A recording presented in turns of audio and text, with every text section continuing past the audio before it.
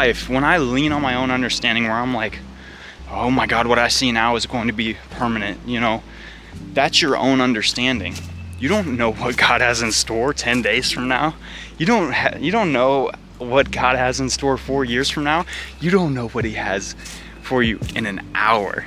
It's a beautiful afternoon. Welcome to the channel if this is your first time being here.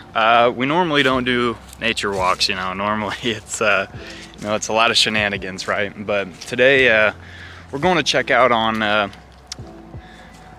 our fruits, I guess you could say, the fruits of our labor. We're going on a walk today, kind of doing a little bit of analyzing.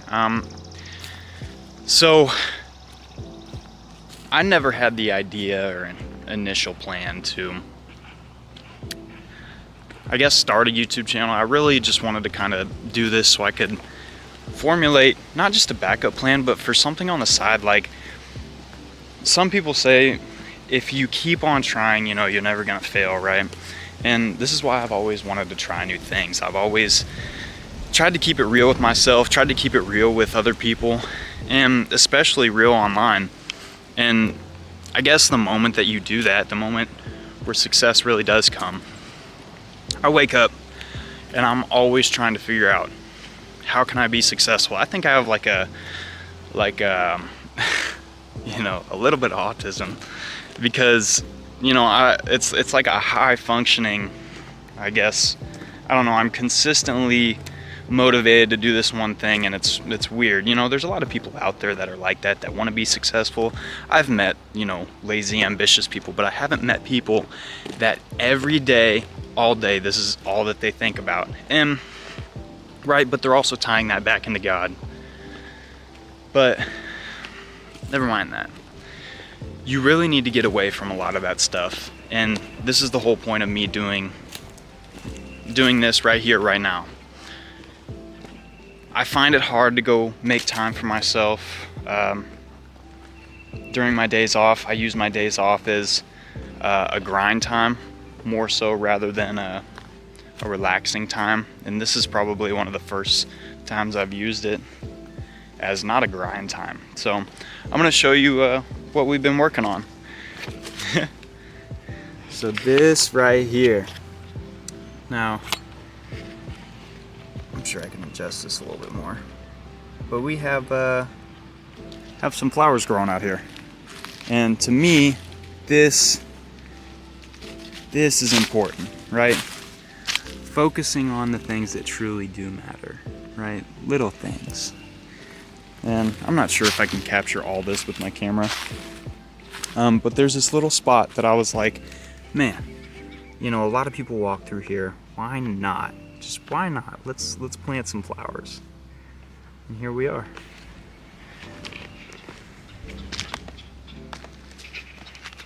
Got this one right here. Look at that. That's beautiful. We got this one right here. You know, and this is what I was talking about, you know,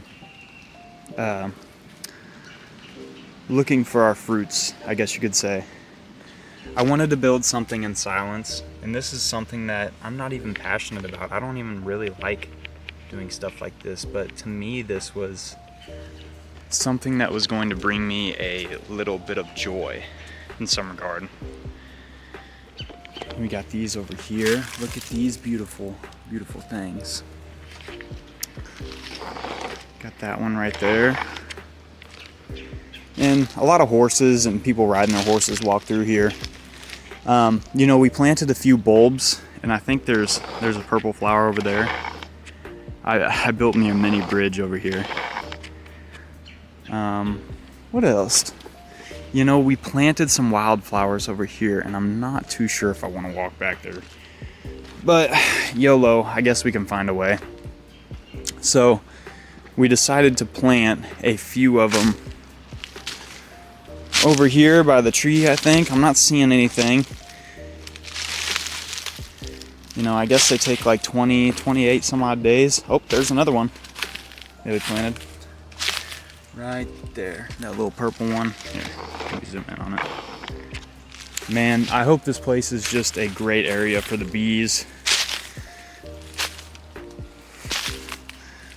the bees to kind of just do their own thing. And all of these little tiny plants in this small area, I'm pretty sure this is where we planted some of this stuff. Here. Hopefully I'm not stepping on it. Yep, this is exactly where we planted them. I'm not too sure what type of plants these are, but I think they're just some form of wildflower. But anyways, we're gonna continue our walk. Just, I guess, get a little more content. You know, I don't want to tire myself. I don't want to aggravate myself with content creation. You know, I use it as like a leveraging tool of like, hey man, this is what I do. If you like my personality, you fuck with it, you like it, right? There's too many content creators out there that try to make people like them. Fuck that. And I need to work on my language too. You know, it's a working ground every day. And I'm learning to be less ugly about it, I guess. And, you know, negative, pessimistic. There's people out there that want to listen to you. There's people out there that are just observers, right? Observers in the world. And, you know, I got a lot to say, if you know what I mean.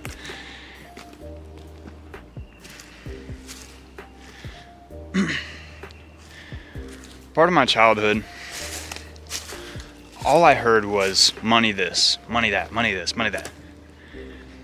And from as young as like maybe like 5 years old, that's all I heard family discussing about was money. I was so infatuated with this money thing.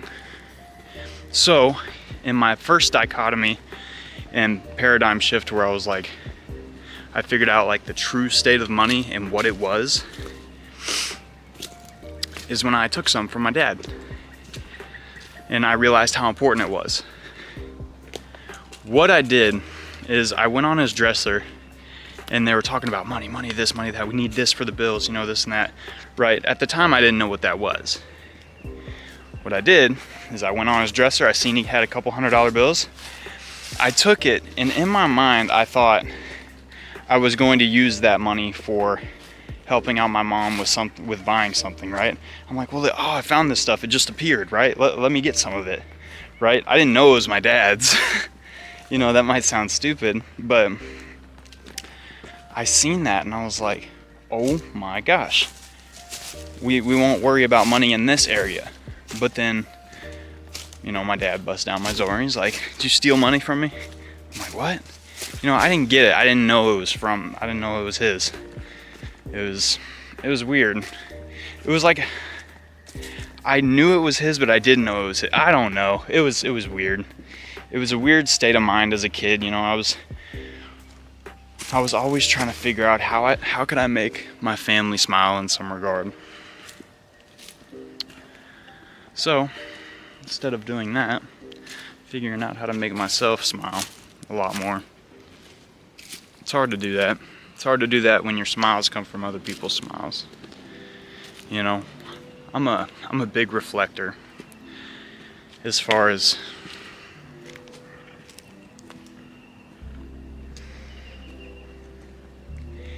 if that person's happy, I'm happy. If I can contend to someone's needs, oh my goodness, look at these. If I can contend to someone's needs, then my needs are met. If I can help someone, then I am helped. That's beautiful. That's what I chase. That's what I aspire. If I can serve someone, that's my wealth. You know what I mean? Anyways, hold up. I didn't have steady shot on or steady mode. Dude, I'm low-key raw dogging these fucking shoes right now. And I got a rock in it. But I didn't have steady shot on. So, listen. I guess my best advice, if anyone is out there listening, you live an extravagant life and you don't know it because you don't give yourself to get away. You don't give yourself a chance to get away. I'm a rush type person. I've always tried to rush for the finish line, and giving myself a chance to slow down, giving myself a chance to take my time with my life has really helped me. Now, we live in a really fast-paced world of like, oh yeah, you know, speed matters. Well, speed matters for what? Corporations. Speed matters for the things we don't even give a fuck about.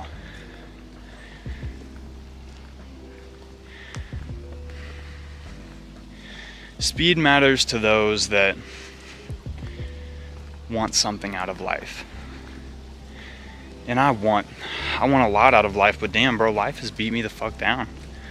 I'm 22, and people are like, oh, hush, you know, you haven't experienced enough life. You're right, I haven't, and I'm already fucking fed up with it. You know what I mean? I get so fed up with people telling me I haven't experienced enough life, or I don't know what real life is. I've experienced it through other people's eyes. I've watched life beat down others, and I've watched my own life get just suffocated. If you follow the ways of the world, man, you're gonna wear yourself out.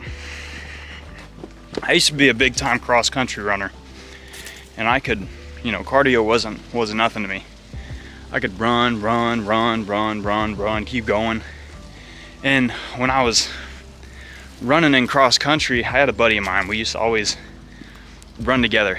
And my motivation every single time, I was like, come on, bro, come on. Hey, we're almost there, bro. Hey, the mansions are right there. You know, I would be motivating him in a future sense, right?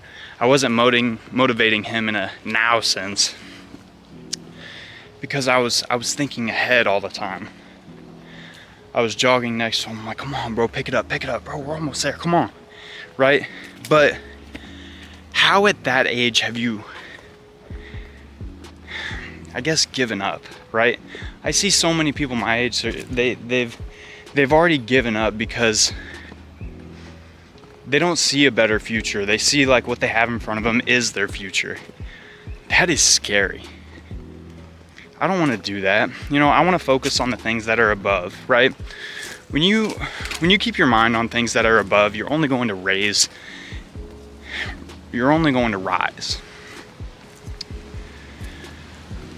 I tend to not think on things above when I'm leaning on my own understanding. Does that make sense? This is spoke about in the Bible. Lean not on your own understanding. I'll put it here. And this really correlates with my life. When I lean on my own understanding, where I'm like, oh my God, what I see now is going to be permanent, you know, that's your own understanding. You don't know what God has in store 10 days from now. You don't know what God has in store 4 years from now.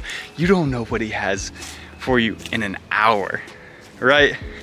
So we can only predict the future so much. We as people always try to predict, because we're told that that's what we're supposed to do, right? We're told like you're supposed to be a visionary, or, you know, that's how you get where you want to go. In reality, it never works out that way, right? Anytime I've ever tried to envision something, per se. For instance, we got out and I had a vision when I was gonna go to Miami. I was like, oh yeah, we're gonna do this, we're gonna rent our supercar, we're gonna do that. We still did those things, keep in mind, but it was completely different compared to what I thought it was gonna be. You know, I wasn't envisioning a McLaren. You know, I was envisioning a Ferrari or a Lambo, or, you know, something completely different. But then when I got in the McLaren, it literally showed me that a whole new area of life. I'm like, oh my gosh, I want a McLaren, right? So I experienced this, you know, I thought Lambos were cool. I thought Ferraris were cool, but then I seen that McLaren and I'm like, my whole mind shift. It's like when you get to that area, you're not gonna be the same person as that which you were before. So learn to trust God to a point of, yes, you're going to get what you want, but it may not exactly be what you want, but what you need. And that is something that I have learned over time, you know, not to stress, not to geek. I get so fucking stressed out sometimes. Like making content, and even I'm like, I don't even want to record. But then I'm like, once I pick up and record, I'm like, what if this touches someone? What if this, like I had a vision of myself, you know, I had a vision of myself trying to think, how can I help someone get through their day? And I'm like, well, I gotta pick up that camera and I gotta tell them how my day's going, you know? And some people resonate with that. And even if it is just one person, man, if it's a personal message to you, right? It might be even a message to me. I try to take everything with a grain of salt, man. Bro, life is too precious to trip and stress and be all uppity, you know? I want to learn to be humble. I want to learn to love, learn to live, instead of learning what the world teaches. The world's going to teach you to be envious. The world's going to teach you to be jealous, unhappy, or if you don't have this particular thing, like life's not going correctly. No, man. It's quite literally the exact opposite. If you don't know where your life's heading, that's a blessing, because it puts you in places like this. It puts you in places that are beautiful when you just let God be and you don't try to take things into your own hands, because when they're in our own hands, it's pretty destructive.